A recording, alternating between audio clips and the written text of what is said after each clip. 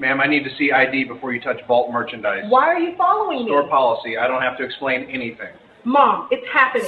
New York City, Friday, November 8th, 2024, 2:17 p.m.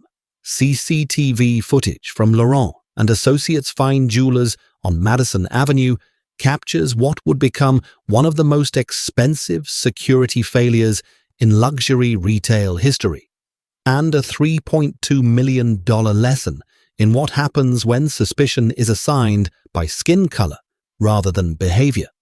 The footage is unremarkable at first. Just another Friday afternoon at one of Manhattan's most exclusive jewelry stores. Customers browse under crystal chandeliers. Sales associates attend to clients with practiced discretion. The quiet hum of extreme wealth doing what it does, circulating, accumulating, being displayed. And then, at exactly 2:17 p.m., a woman walks through the door. She moves with the easy confidence of someone who belongs, because she does, more than anyone else in that building. What happens over the next 17 minutes will end careers, launch lawsuits, and force an entire industry to confront the assumptions it makes about who belongs in spaces of luxury and who doesn't. Simone Laurent-Morrison was 28 years old. She had graduated summa cum laude from the Wharton School of Business at the University of Pennsylvania, where she had been one of only 3 black women in her graduating class of 600. She held an MBA with a concentration in luxury brand management, a specialization she had designed herself when the existing curriculum failed to address the specific challenges of high-end retail. For 4 years, she had served as Vice President of Operations for Laurent and Associates, the jewelry company her grandmother had founded in 1962, and her mother had transformed into an international luxury brand. She oversaw supply chains across 3 continents. She managed quality control for 14 locations in 7 countries. She negotiated directly with diamond suppliers in Antwerp and gemstone dealers in Bangkok. Her photograph hung in the executive office 1 floor above the showroom, a formal portrait taken the day she joined the company, positioned between her mother's portrait and her grandmother's, 3 generations of Laurent women who had built this business from nothing. Her name was embossed on the company letterhead. Her signature appeared on every corporate check over $50,000. She had personally approved the contract with Secure Guard Solutions, the security firm whose guard was now following her through her own family's store. She had hired these people. She paid their salaries. And now, one of them was treating her like a criminal. On this Friday afternoon, Simone was doing something ordinary. Shopping. Well, not exactly shopping. She had come to the flagship store to retrieve a custom engagement ring, a $1.2 million piece her design team had created for a celebrity client whose name would be recognizable to everyone watching this video. The ring featured a 7-carat pink diamond sourced from a mine in Australia, surrounded by a halo of smaller white diamonds in a setting inspired by Art Deco architecture. While waiting for the vault manager to retrieve the piece, Simone decided to browse the new collection. These were items she had personally selected from suppliers in Antwerp 3 months earlier. She had approved every piece in the display cases. She knew the wholesale cost, the markup, the target customer profile for each one. She was examining a sapphire necklace, one she had negotiated down from $45,000 to $38,000 because she knew the supplier was overcharging, when she first noticed him, the security guard, standing too close, watching too intently, following too obviously. She had done nothing wrong. She had committed no crime. She had not behaved suspiciously. She was simply existing in a space she owned. Yet within moments of entering, everything changed. Before we continue, where are you watching from? If this is your first time here, you need to hit that subscribe button. Stories like this don't get told unless we tell them, and your support means these videos reach people who need to see what's really happening out here. Comment your city below. The CCTV footage shows the Madison Avenue flagship in all its luxury. Crystal chandeliers casting prismatic light across glass display cases, hand-selected diamonds and sapphires gleaming under carefully calibrated spotlights that cost $200 per bulb. The carpet was custom woven in Morocco. The display cases were handcrafted by artisans in Milan. The very air was scented with a custom fragrance developed exclusively for Laurent and Associates. This was not a store. It was a temple to wealth, designed down to the molecular level to make certain people feel welcome, and, as it turns out, to make others feel watched. Simone enters the frame wearing what the industry calls quiet luxury. A cream Chanel blazer from the current season, tailored trousers, minimal jewelry, except for a pair of diamond studs her grandmother had given her on her 18th birthday. Her handbag was a Hermes Birkin, not a flashy color, just a classic neutral that cost more than most people's monthly rent. She moves with the easy familiarity of someone who has walked these aisles 1,000 times, because she has. At 2:19 p.m., security guard Raymond Costello notices her. The cameras capture the exact moment. His head turns, his posture changes. He puts down the magazine he was reading. He begins moving in her direction. The cameras are recording, all 12 of them, every angle, every moment, every step he takes toward a woman whose family built the company that employs him. Raymond Costello had been hired 3 weeks earlier through Secure Guard Solutions, a third-party contractor that provided security personnel to luxury retailers throughout Manhattan. His background check had been minimal, a criminal record search and a drug test, nothing more. His training consisted of a 4-hour online course he had completed in 2 hours by clicking through the slides, followed by a brief orientation on how to wear the uniform and where the bathrooms were located. He had received no training on implicit bias, the unconscious assumptions we all make about people based on their appearance. No instruction on the legal limitations of security personnel in retail environments. No guidance on the difference between reasonable suspicion based on behavior and racial profiling based on skin color. No education on the demographic realities of luxury retail, where black consumers spend $1.3 trillion annually and are increasingly likely to be the highest value customers in any given store. He had been given a dark suit, an earpiece, and instructions to watch for suspicious behavior. No one had defined what suspicious behavior meant. No one had explained that browsing merchandise is not suspicious.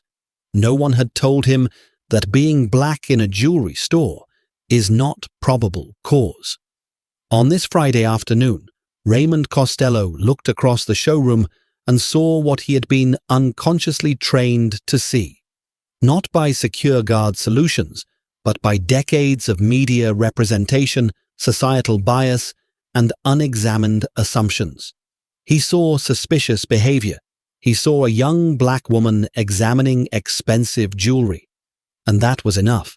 For the next 17 minutes, documented on cameras 3, 4, 7, and 9, Raymond Costello shadows Simone Laurent-Morrison through her own family's store. At 2:21, he stands 3 feet behind her at the emerald display, pretending to adjust a velvet rope that doesn't need adjusting. She glances back. He looks away. The camera catches everything. At 2:24, he repositions near the sapphire collection, watching her reflection in the glass. She moves to examine a different case. He follows. She stops. He stops. It's almost choreographed, a dance of suspicion and surveillance that she didn't ask to participate in. At 2:27, he speaks into his radio. The audio would later be recovered during discovery.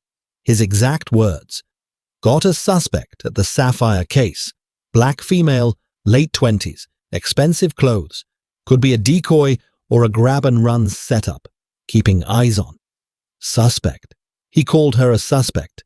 The vice president of operations. The owner's daughter. A woman who had never stolen anything in her life. A woman whose net worth exceeded his annual salary by a factor of 200. A suspect.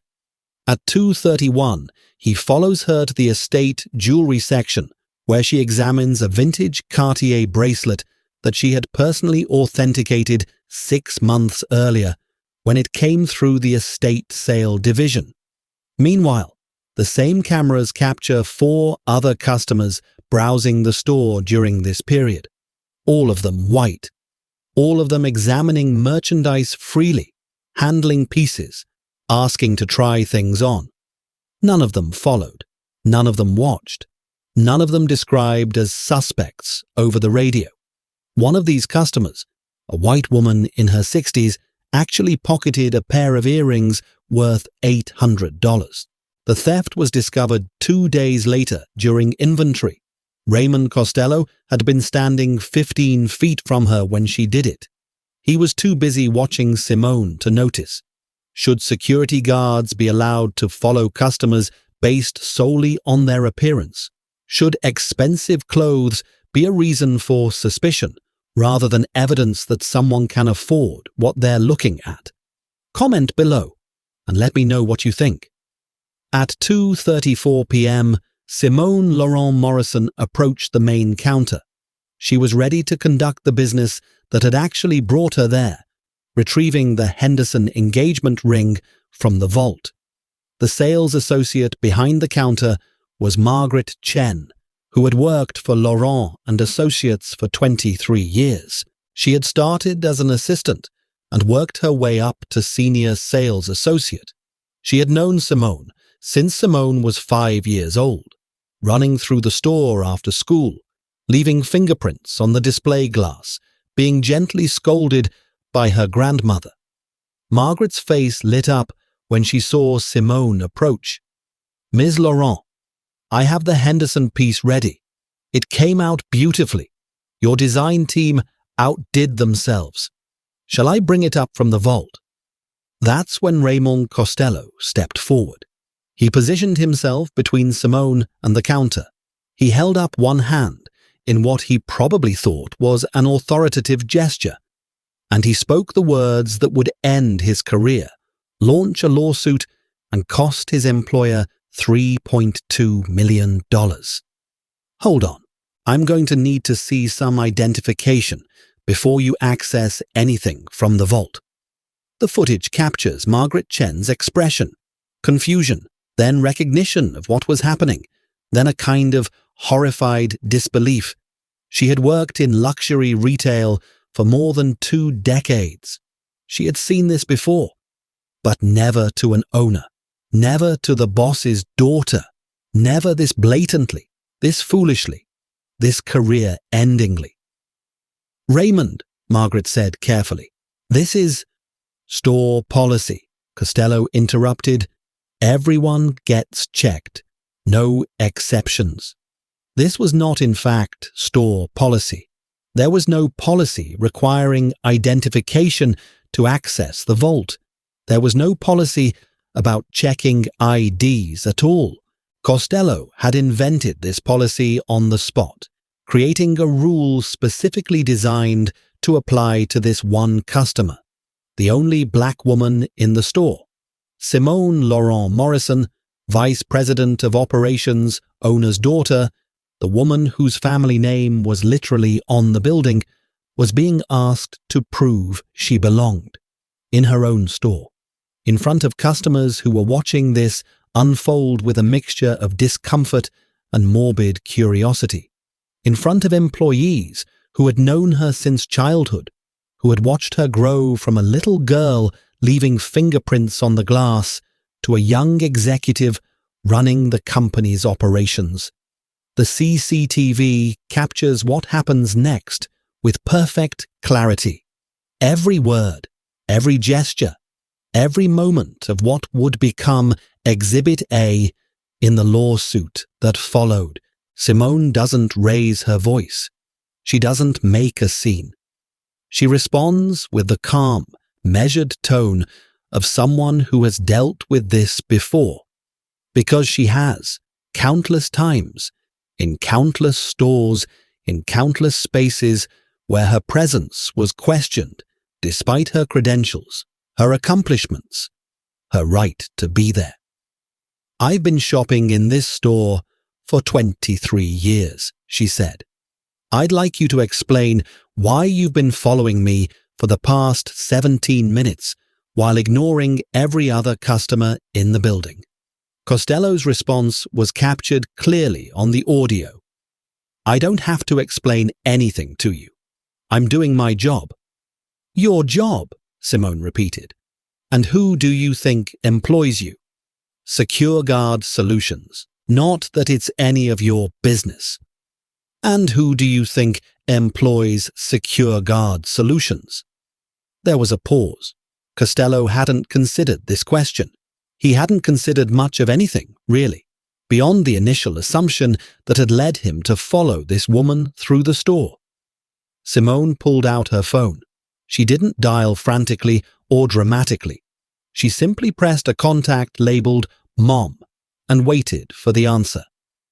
"Mom, I'm at the Madison store.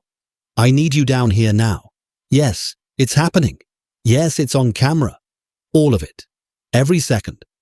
She ended the call and looked directly at Raymond Costello. Her voice was steady. Her expression was calm, but her words carried the weight of generations.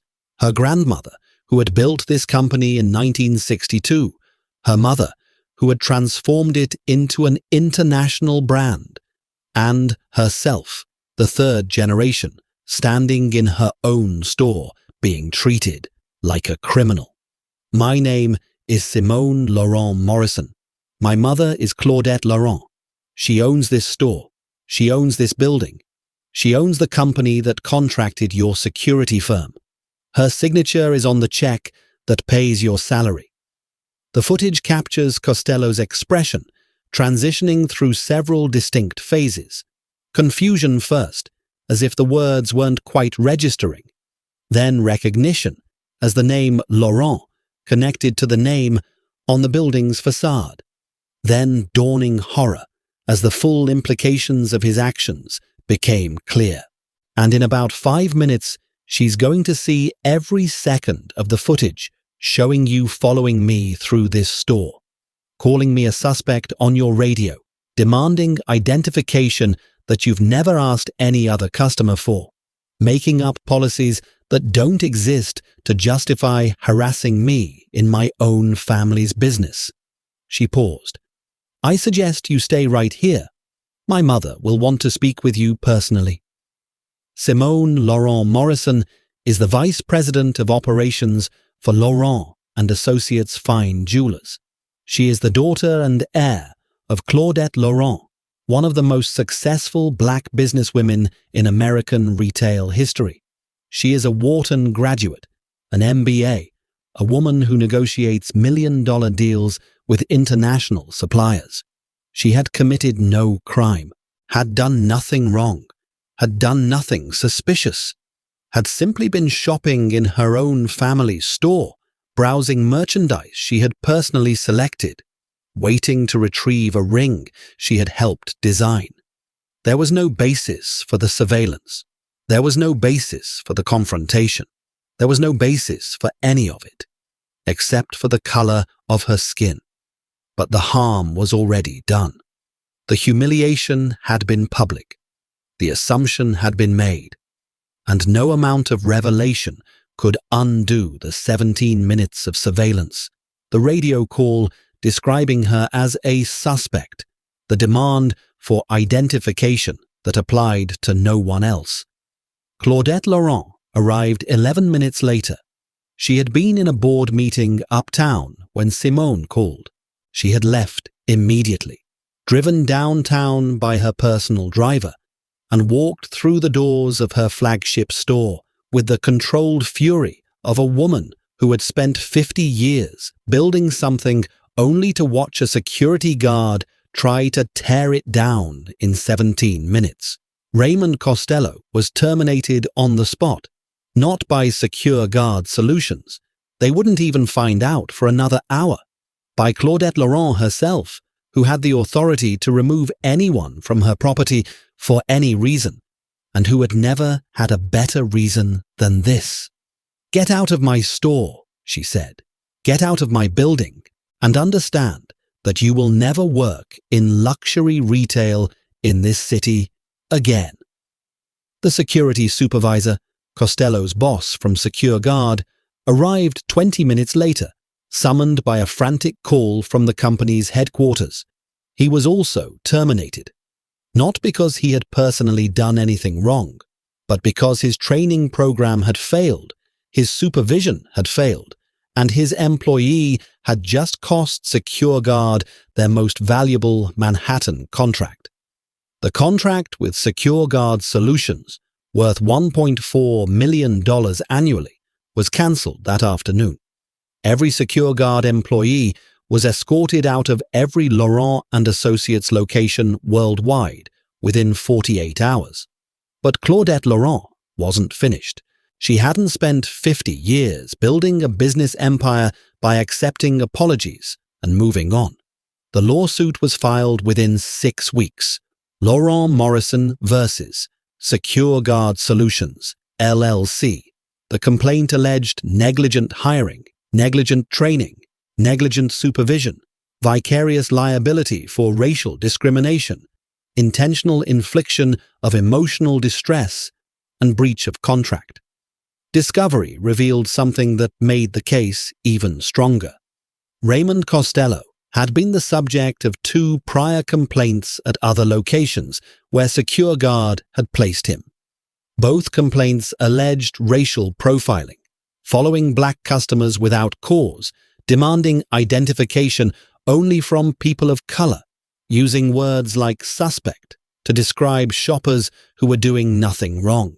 Both complaints had been dismissed by Secure Guard as unsubstantiated. Both complainants had been offered store credit as compensation for their trouble. Neither had sued. They didn't have the resources. They didn't have the evidence.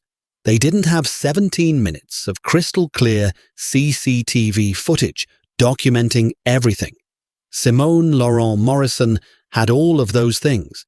And she had something else, a mother who had spent 50 years refusing to accept less than she deserved. Secure Guard's first settlement offer was $250,000. Claudette Laurent's response, delivered through her attorneys, became legendary in legal circles. "That wouldn't cover the cost of my daughter's therapy. Try again." The second offer was $500,000. Rejected. The third offer was $1 million. Rejected. "We're not negotiating for money," Claudette told her legal team. "We're negotiating for change. Make them understand that this will never be worth their while to settle cheaply." The case went to mediation 9 months later. By then, the CCTV footage had been obtained by a news outlet through sources that were never identified. It had been viewed by millions. It had been featured on 3 major networks. It had been discussed on every talk show that covers issues of race and retail. It had become required viewing in corporate training programs at luxury brands nationwide. The mediator, a retired federal judge with 30 years of experience, spent 6 hours with both sides. At the end, he delivered his assessment. If this case went to trial, Secure Guard would lose, and when they lost, the jury would not be kind. The final settlement was $3.2 million, $1.8 million in compensatory damages for the emotional distress, the humiliation, the trauma of being treated like a criminal in your own family's store. $1.4 million in punitive damages, calculated deliberately to match the exact annual value of the contract Secure Guard had lost. A message: your discrimination cost you this contract, and now it's going to cost you that amount again. Simone donated her entire portion of the settlement to organizations working on retail equity and civil rights. Not a portion of it. All of it. Every cent. "I don't need the money," she told reporters at the press conference announcing the settlement. "My family is wealthy. We built that wealth through hard work, through excellence, through refusing to accept limitations that others tried to place on us. But most people who experience what I experienced, they're not wealthy. They don't have CCTV footage. They don't have lawyers on retainer. They don't have the resources to fight back." She paused. "This money will go to organizations that help those people, that give them the tools to demand accountability, that make sure the next Raymond Costello thinks twice before following the next black woman through a store." Laurent and Associates ended all relationships with third-party security contractors, every location worldwide. They brought security in-house, hired their own employees, trained them properly, paid them fairly, held them accountable. The training program they developed became a model for the industry. 40 hours of education on implicit bias, legal limitations, customer service, and the demographic realities of luxury retail. They established the Laurent Foundation for Retail Equity, funding legal assistance for customers who experience discrimination in retail environments. In its first year, the foundation provided support for 17 lawsuits against major retailers, 12 of which resulted in settlements or verdicts for the plaintiffs. Raymond Costello's security career ended that Friday afternoon in November. He was blacklisted by every major security firm in Manhattan. The last anyone heard, he was working at a warehouse distribution center in New Jersey, checking packages for shipping labels. No customers to follow there. Secure Guard Solutions filed for bankruptcy 18 months after the settlement. The Laurent case was the beginning of the end. Other clients started terminating contracts, other lawsuits started emerging, and the company's reputation became unsalvageable. The founder sold off the remaining assets and retired to Florida. This case is not simply about one woman being followed in one store. It is about how suspicion attaches to skin color before behavior is ever observed. It is about how security becomes surveillance, how protection becomes profiling, how watching for suspicious behavior becomes an excuse to watch people whose only suspicious behavior is existing while black. It is about how a woman can own the building, run the company, sign the checks, and still be followed through the aisles by someone she employs because he sees her skin before he sees anything else. It is about how black women are treated as threats in spaces they literally own, and how many more experience the same treatment in spaces where they have no power to fight back, no cameras to document what happened, no lawyers to hold anyone accountable. And it is about what happens when the target of profiling refuses to be diminished and has 17 minutes of footage proving exactly what was done. If our own family cannot shop in our own store without being followed, Simone said in her final interview about the case, then no customer of color is safe. Not in our stores, not anywhere. That's what we're fighting to change, not just for ourselves, for everyone who has ever been watched, followed, suspected, and humiliated simply for shopping while black. If you believe that customers should be judged by their behavior rather than their appearance, that browsing merchandise is not a crime, that shopping while black should not require constant vigilance, hit that subscribe button. Share this video. Send it to everyone you know. Make sure this story reaches people who need to see what's really happening in stores across America. Because in a country where the owner's daughter can be followed through her own family's store, called a suspect on security radio, and asked to prove she belongs in a building with her name on it, no one is immune from the assumption that they don't belong.